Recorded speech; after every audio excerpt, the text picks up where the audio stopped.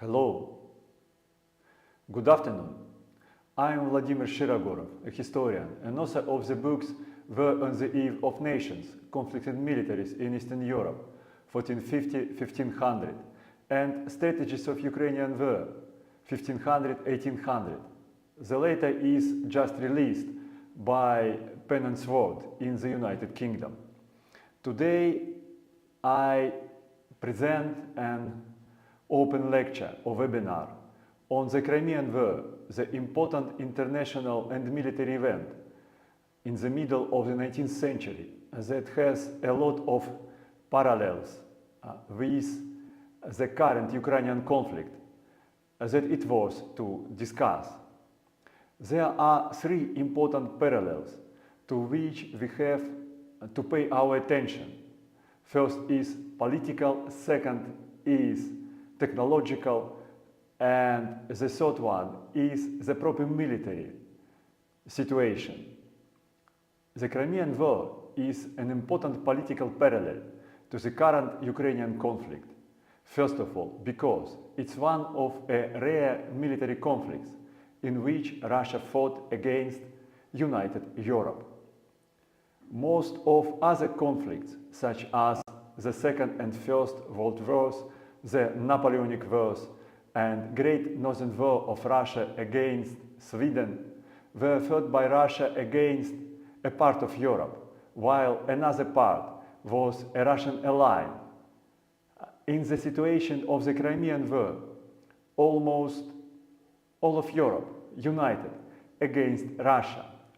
However, some parts of Europe, some countries, fought with Russia with arms in their hands, and another part kept their negative neutrality or hostile neutrality to Russia. The most important parallel is the technological situation of the Crimean War that has close similarity to the current technological situation in the Ukrainian conflict. The middle of the 19th century, in which the Crimean War took place, was a period when the most important achievements of the Industrial Revolution that spread from the beginning of the 19th century came into the military and civil practice. In the military practice, they were the long-range, heavy rifled artillery, steamers, rifled muskets, high explosives, and conic bullets. Today, in the military sphere, we have the similar results of the scientific revolution in military affairs that started in the 1970s and that brought to the military practice the long-range, precise equipment, unmanned military systems, including the famous unmanned aviation vehicles, and some other new kinds of weaponry that determine the course and outcome of the fighting today. Similar to the results of the Industrial Revolution in the middle of the 19th century, the results of the scientific revolution in military affairs came not simultaneously and not in all spheres of military activity, but focused in the spheres where their effect was most devastating. And second, the results, new devices, new techniques, new weapons produced by the Industrial Revolution in the middle of the 19th century and military scientific revolution in the last third of the 20th century longed for their proper employment, for their proper application for fighting in combat. In the 19th century, the new organizational form of the new weaponry application was the regular conscripted armies equipped with the new weaponry and organized around the general staffs, the new structures of the military control and management that directed the actions of the mass armies equipped with the new weaponry. Today, we have the similar picture, but more fascinating, because the new organizational structure that direct warfare equipped with the high precision and other scientific weapons developed since the last third of the 20th century is artificial intelligence.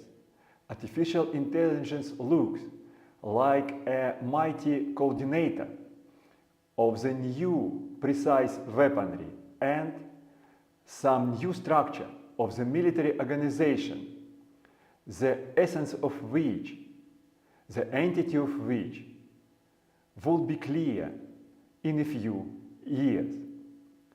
These two technological situations in the Crimean War and in the current Ukrainian conflict determine their course and outcome, but not directly, but by the actions of armies.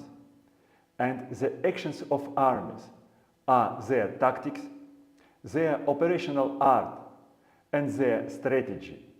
Talking about the Crimean War and its parallel with the current Ukrainian conflict, we have to discuss, we have to learn all these three levels of the military struggle. The initial condition or the base condition of the Crimean War and the current Ukrainian conflict are similar or seem alike. The Crimean War developed from the political stagnation of Europe, established after crushing of the Napoleonic Empire by the allies Russia, Prussia, Britain, and arranged in the Vienna Congress in 1815. The current Ukrainian conflict resulted a few decades after, but anyway resulted after collapse of the Soviet Union that demonstrated the same political stagnation in the Central and Eastern Europe, like the stagnation after the Vienna Congress. One of the most important declarations of the European politicians to lead their countries to confront Russia in the Crimean War was their struggle against the Russian dominance, against Russian hegemony in Europe. And it was a stalemate hegemony from their point of view, because they were the new generation of politicians that came to power following the Spring of Nations, the chain of European revolutions spread over Central and Western Europe in 1848 and 1849. In the similar way, the current generation of West and Central and East European leaders who decided to confront Russia over the Ukrainian issue was formed following collapse of the Soviet Union and regeneration of West after the Soviet Union and the Eastern Bloc collapsed.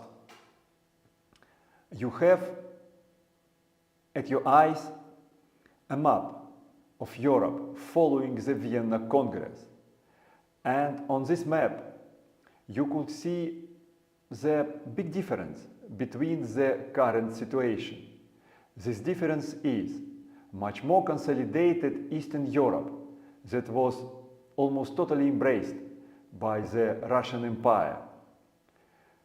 Similar west of Europe, the same countries as today, and totally fragmented Central Europe.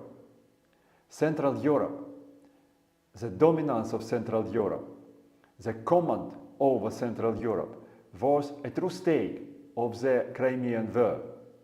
And later, when the current Ukrainian conflict will become a history, we will see that its true stake was not a control over the Black Sea shore and not dominance over Ukraine proper, but command over Central and Eastern Europe. The similar political stakes and the similar intentions of the leadership produced much of similarity between the political trends of the Crimean War and the current Ukrainian conflict. Crimean War looked for many European countries as a war of liberation against the conservative Russian dominance established following Napoleon's collapse. And the current Ukrainian war looks as the liberation from the post-Soviet Russian dominance over Eastern and Central Europe, and more looks like the European liberation from the American dominance imposed after the Second World War and during the Cold War. One of the main components which has to be discussed when we are talking about Crimean War and its parallel with the current events is the structure of the Russian Empire. The Russian Empire, or Russia, looked then, and Russia looks today, as a monolith. However, the politicians and strategists in the middle of the 19th century, they had a memory and they had a learning that Russia is not monolith. It was consolidated, combining together different parts during the 17th and 18th century. And Ukraine, what is Ukraine today, is only one of these parts, and maybe not the most important. Now you have on your screen a map of the consolidation of the Russian state from the end of the 15th to the end of the 18th century. That was a political reality on the eve of the Crimean War. Russia consolidated from the old Muscovy, from its core, to the north of the river Oka, around Moscow and further north, by annexing different territories around. Most of these territories belonged to the former imperial heartland of the Mongolian Empire, the Golden Horde. They were unsettled, depopulated, destroyed, abandoned. It was wild field.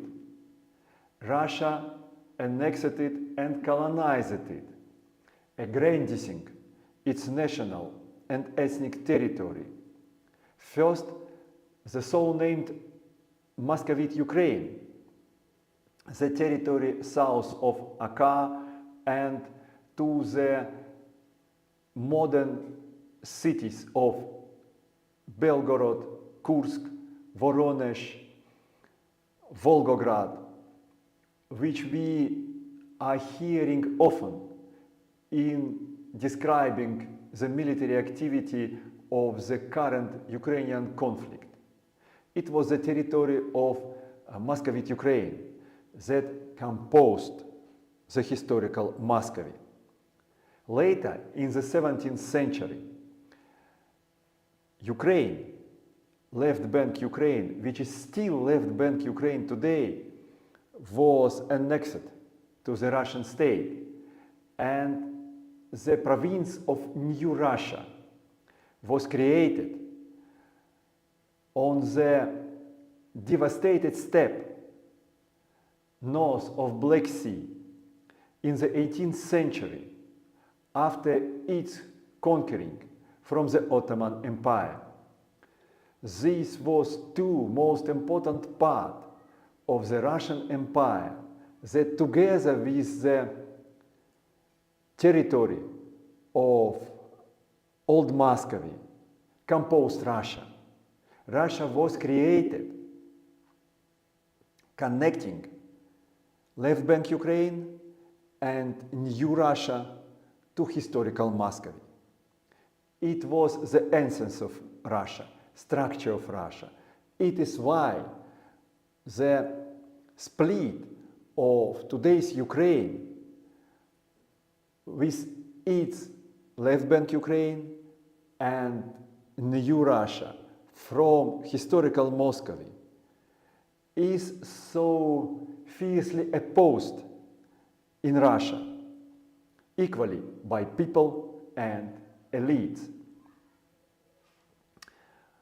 You have a map how this situation was understood by the politicians and strategists in the middle of the 19th century, and they understood it quite clearly, and this understanding is clearly depicted on the contemporary map. The similar situation, similar but not the same, was the situation of the Ottoman Empire. Ottoman Empire emerged in result of the Turkic conquering of the Greek and Armenian lands and in Anatolia and Slavic lands in the Balkans. However, during this conquering, the Turks, Muslims, did not compose majority over the territory of the Ottoman Empire. They were the majority only in the small core in the middle of Anatolia, and the territory around Istanbul, which was the center of Ottoman Empire, was its center in which, nevertheless, the Greek and Slavic majority prevailed. But it was a nest of the ruling elite of the Ottoman Empire that did not associate itself with the Turkic Muslim commoners in Anatolia. It was the elite formed by the practice of enslaving of the Slavic Balkan youth and converting it to Islam, educated it into particular Ottoman culture. And this social class of the palace slaves that dominated in the Ottoman state and Ottoman military confronted the Turkic commoners that were living in Anatolia. This confrontation was tremendous. It was a civil war that engulfed the Ottoman Empire through 17th and most of 18th century. However, despite this civil war, the Turkic Muslim population of the Ottoman Empire had two footholds on the main directions of the Ottoman expansion. The first was a foothold in Dobruja. It is the territory of the modern Romania along the Black Sea, and the territory of North Caucasus, where the migrants from the Nagai horde lived. Besides these three concentrations of the Turkic Muslim population, most of the Ottoman Empire was populated by the Slavic, Armenian and Greek majority. And this reality became the foundation for formation of the new Russian strategy. Why Russia formed the new strategy in relation to the Ottoman Empire from the beginning of the 19th century, especially from the years when Napoleonic Empire was crushed? First of all, it's because all the main objectives of the Russian expansion, of the aggrandizement of Muscovy, that were incepted from the end of the 15th century were accomplished.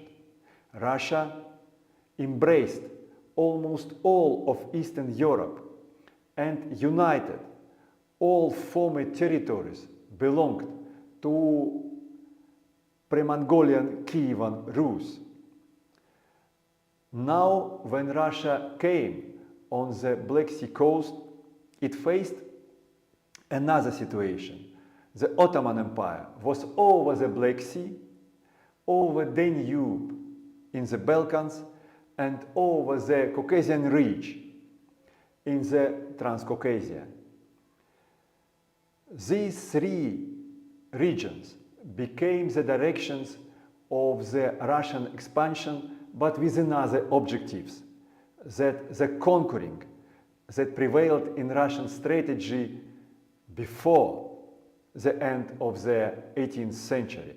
Now Russia intended not to conquer the Ottoman Empire, but place it in the state of the permanent instability, to weaken it and to provide the conditions for the fast growth and colonization of the Russian south, of the Russian territories adjacent to the Black Sea.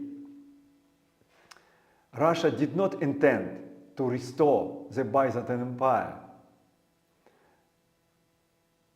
to accomplish the principal fear of the European rulers and diplomacy. But Russia planned to degrade the Ottoman Empire to the state that it would not impact development of the Russian South. It was the new strategy developed by the Russian Emperor Alexander I and his foreign minister, Polish and Lithuanian Prince Adam Czartoryski. Adam Czartoryski was a fascinating figure that played a key part in the formation of the European strategy in the Crimean War.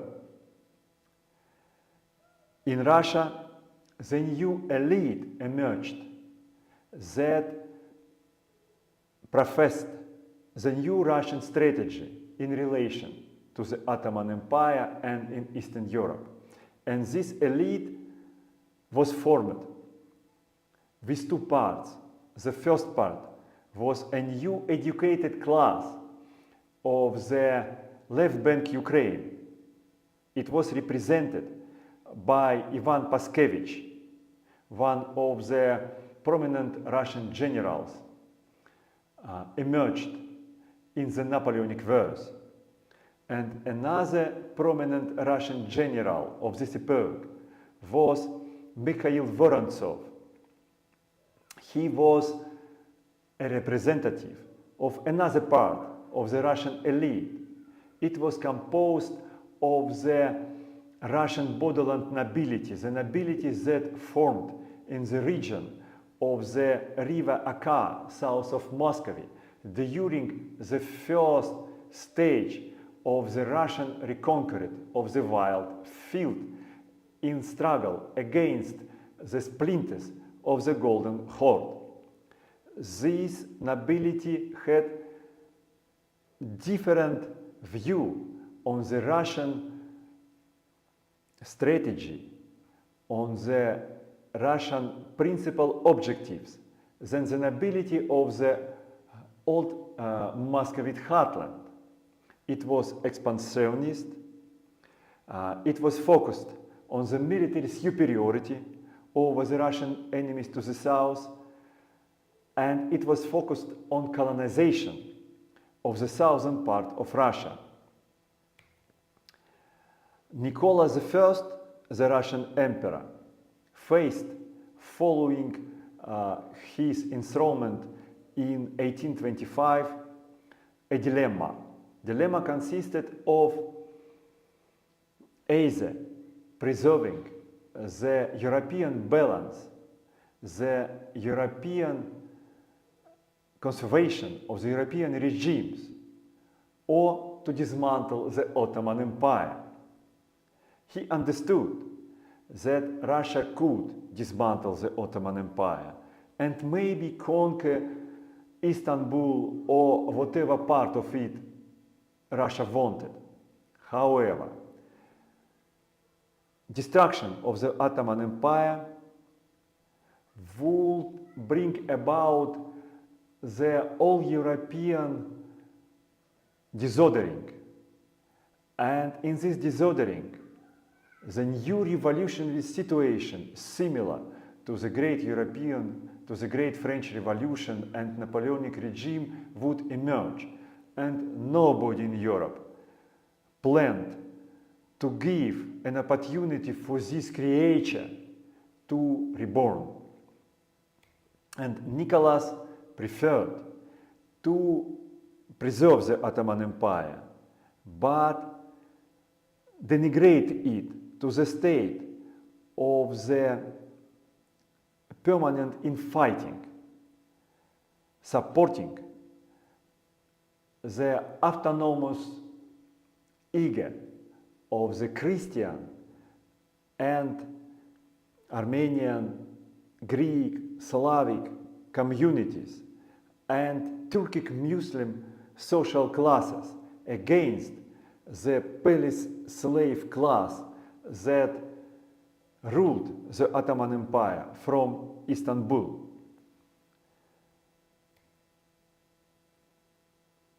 However, and he was successful in this situation, and Russia colonized south of its territory and developed mighty agricultural and urban economy with such centers as we know today from the news of the current Ukrainian conflict, such as Odessa, Kharkiv, Dnieper, Zaporozhye, and so on. And Russia dominated in Crimea, and with the Black Sea Fleet that quartered in the Crimea, Russia dominated over the Black Sea. However, Adam Czartoryski, the former prime minister of the Emperor Alexander I, following collapse of the attempts to recreate the Polish state during the reign of Alexander I, emigrated to Europe. And in Europe, he started to spread the idea to turn against Russia, the strategy that Russia employed against the Ottoman Empire. Russia relied on the fragmented character of the Ottoman Empire. And Czartoryski proposed to the European politicians to rely on the sliced character of Russia, to split from Russian core its peripheral territories and arrange a belt of the states hostile to the Russian core during its western borders, from Finland, Baltic states, Poland to Ukraine and new Ukraines that he proposed to establish at the lower Volga, lower Don, North Caucasus,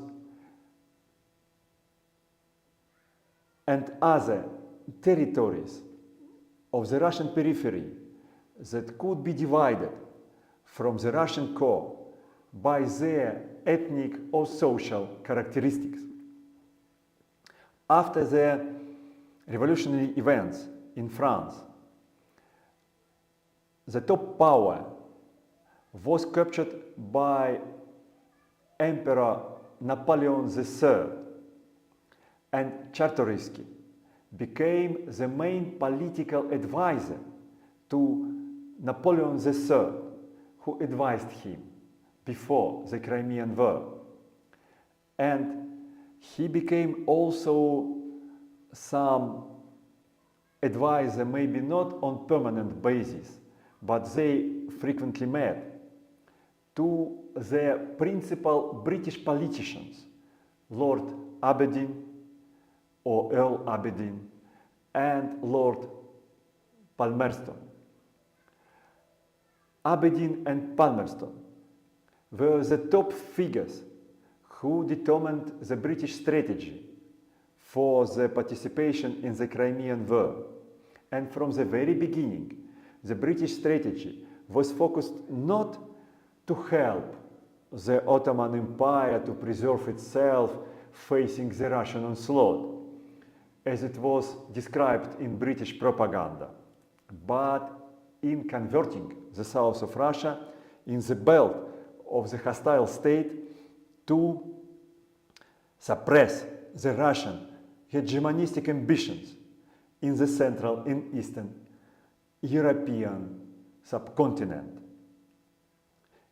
It is necessary to understand this political situation, to understand the Crimean War, the strategy of its participants and its outcome.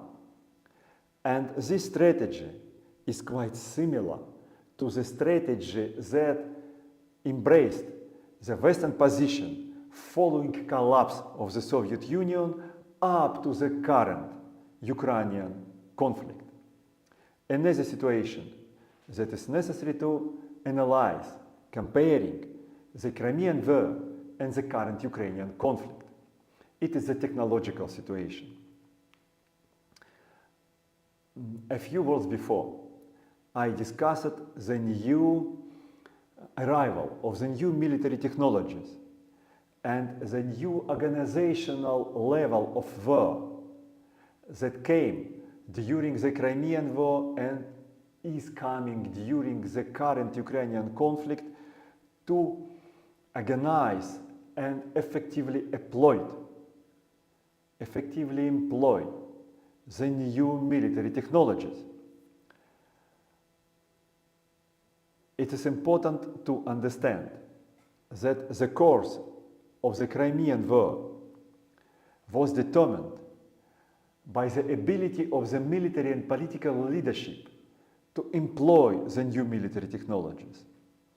And the course of the current Ukrainian conflict is determined, and its outcome will be determined by the similar ability of the political and military leadership to employ the revolutionary military technologies to achieve superiority on the battlefield.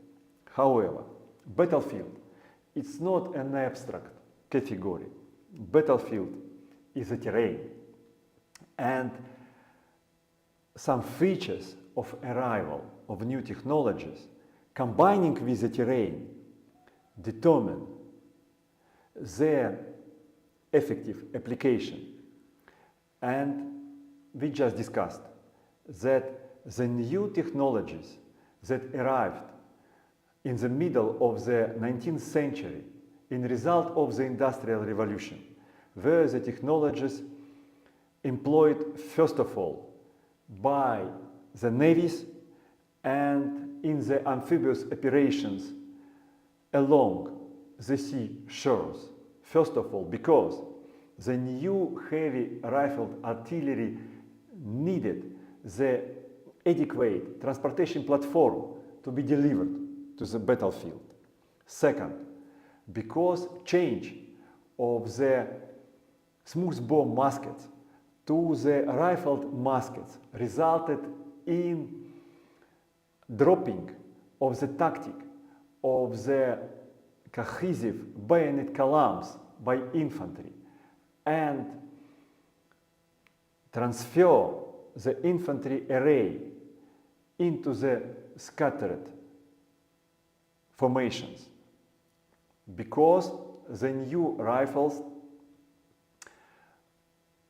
allowed to destroy the enemy's infantry bayonet columns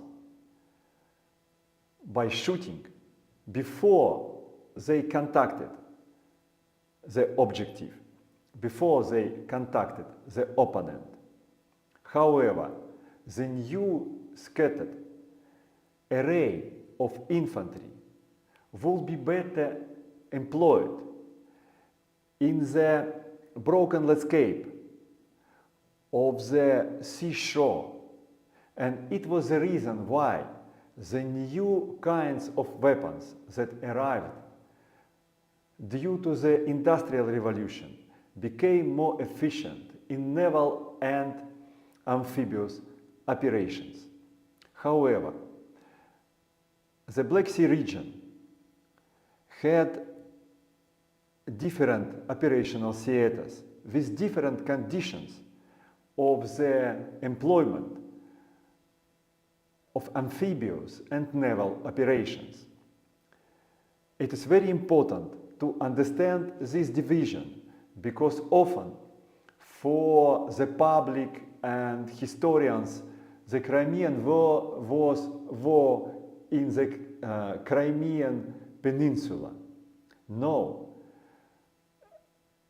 it had completely different picture. It had three principal operational theaters around the Black Sea. First was the Balkan operational theaters.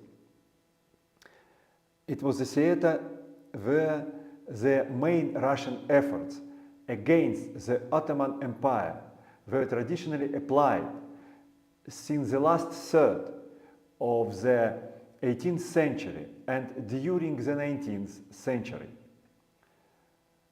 It has the second theater, the South Russian theater. It was the New Russian province and the Crimea. And the third theater was Caucasian theater. And they had different landscape.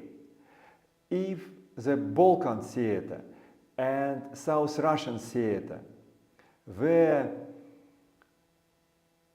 well arranged for amphibious operations, for infantry actions with scattered array, the Caucasian theater was divided, isolated from the Black Sea, from the naval and amphibious forces by the Caucasian Ridge that runs close to the Black Sea shore. This geographical situation created the isolation in the Caucasian theater, which in its turn created the conditions for Russia to employ the traditional tactics of its army, the cohesive bayonet columns. And when the international situation came to the eve of the crisis before the Crimean War started, the Russian leadership analyzed the geographical, political, and technological situation, and they decided if Russia was inferior to the Western allies, to Britain and France, in possessing and deploying the new weaponry of the industrial age, the rifled artillery, rifled muskets, high explosives, and conic bullets, Russia had to withdraw its troops and efforts from the first two theaters, from the Balkan theater and South Russian theater, where the superiority of arms of the Western allies provided them with the superior fighting capabilities, withdraw and turn to the defensive position in these regions, but develop its offensive capabilities, its striking capabilities, and making advance in the Caucasian region, where the Russian traditional bayonet columns would be superior over equally the Ottoman army and some French and British troops that could arrive to help it. It was the strategic understanding, critically clever for the cause and outcome of the Crimean War. And when we are analyzing the current Ukrainian conflict, we have to look for the similar understanding of the current Russian military and political leadership that provide it to the solution where to fight, with what forces, with what objectives, and how to channel the resources in most effective way to achieve the final goals of war. In Britain, the new kinds of weaponry and patterns of its application were developed by the First Lord of Admiralty, James Graham, and Sidney Herbert. He was the Secretary at War. Of them, Sidney Herbert was the most interesting figure because he was a niece of the Russian prominent strategist Mikhail Vorontsov, whom I mentioned above. Herbert was closely connected to the Russian elite, and he understood the same factors and conditions that made the Russian strategy in the Crimean War. And Herbert made the British strategy with the same understanding. And he was the principal figure behind the British and French adhesion to the amphibious operations during the Crimean War that brought to the British and French forces some important tactical victories, and which at the same time brought the British and French strategy to the deadlock after they achieved the tactical victories. In Russia, the team of the strategic thinkers was composed with Paskevich and Vorontsov, whom I mentioned above, and two other figures, Alexei Orlov and Pavel Kiselov, who managed the Russian secret police, respectively, and Russian industry. And managing the Russian industry, arms industry and other kinds of industries, Kiselov understood what is the technological and industrial superiority of the Western allies and how to cope with it, to prevent the defeat. When the war started, the French and British figures in the field, ambassadors, Stratford Canning and Vincent Benedetti, developed a plan to attack Sebastopol.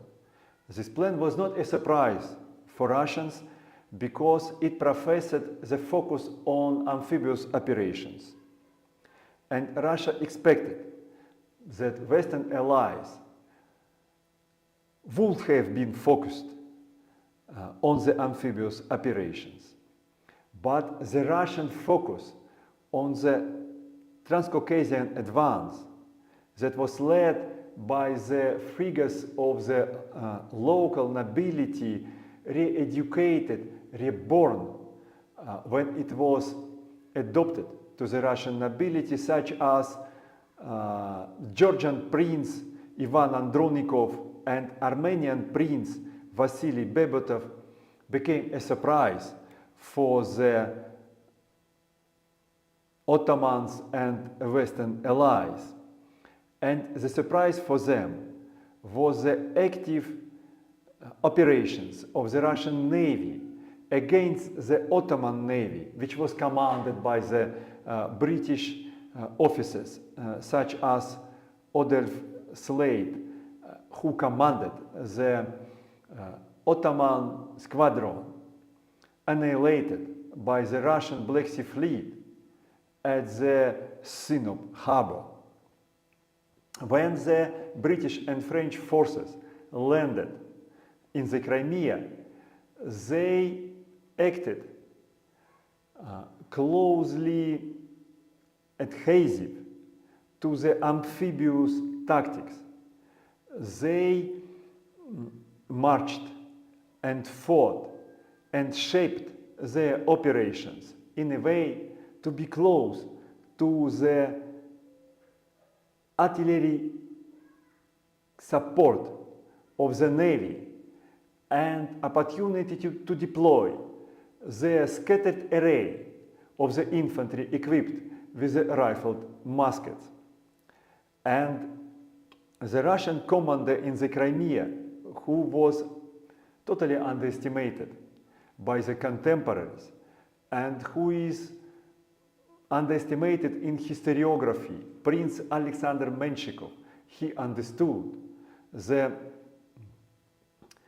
tactical and operational pattern of the British and French forces, and he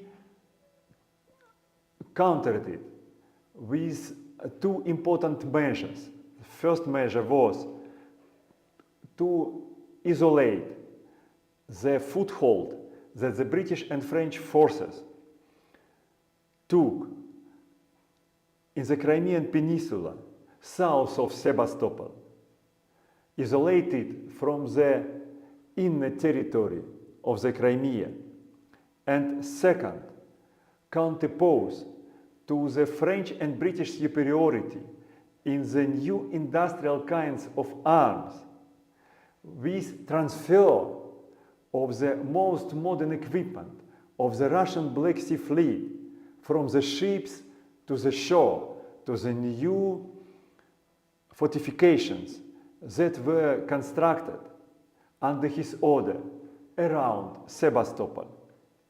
At the same time, the French and British troops, when they approached the new fortifications of Sevastopol, they were not able to bring on site the heavy artillery because the transportation means that they had were not able to drag the heavyweight rifled artillery on site. In the result of this turnover of circumstances of fighting, the British and French troops with their light equipment and light field artillery opposed the Russian troops entrenched in the new fortification and equipped with the heavy artillery. It resulted in the failure of the first British and French advance of Sebastopol and heavy losses of the British and French troops. And really the victory of the British and French troops in the fighting over the southern part of Sebastopol was achieved not due to valiance of the British and French soldiers, as propaganda told, but due to construction of a railway that transported the heavy artillery from Balaclava port to the British and French position, and that coped to suppress the Russian heavy artillery fire that devastated the British and French troops.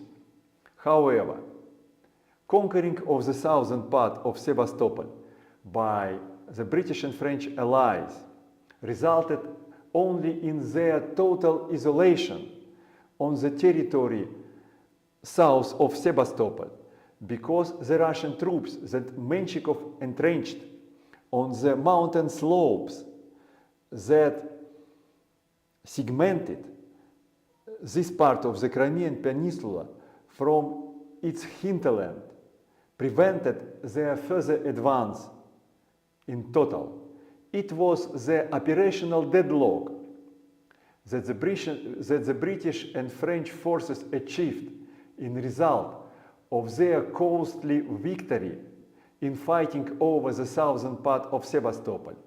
And this operational deadlock was the prime factor of the conditions of peace that was achieved in the spring of 1856, when the sides of the conflict understood that they were not able to defeat each other decisively.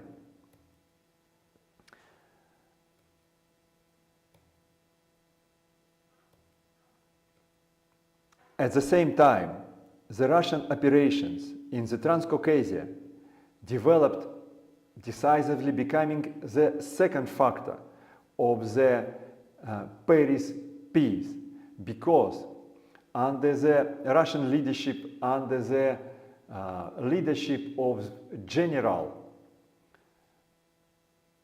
Nikolai Muravyov, the Russian forces took over the fortress of Kars, where the Ottoman troops were commanded by the Canadian General William Williams. After capturing Kars, the Russian troops obtained a prospect to advance into the Anatolian heartland and endanger the upheaval of the Greek Armenian population and Turkic Muslim commoners against the Ottoman regime in Istanbul. It was the second factor in a row with the Crimean deadlock that forced the Western allies to negotiations with Russia. The technological factor and factor of strategy of the leadership, of military and political leadership, to employ the technologies to achieve operational superiority, was the principal factor which shaped the Paris peace in 1856.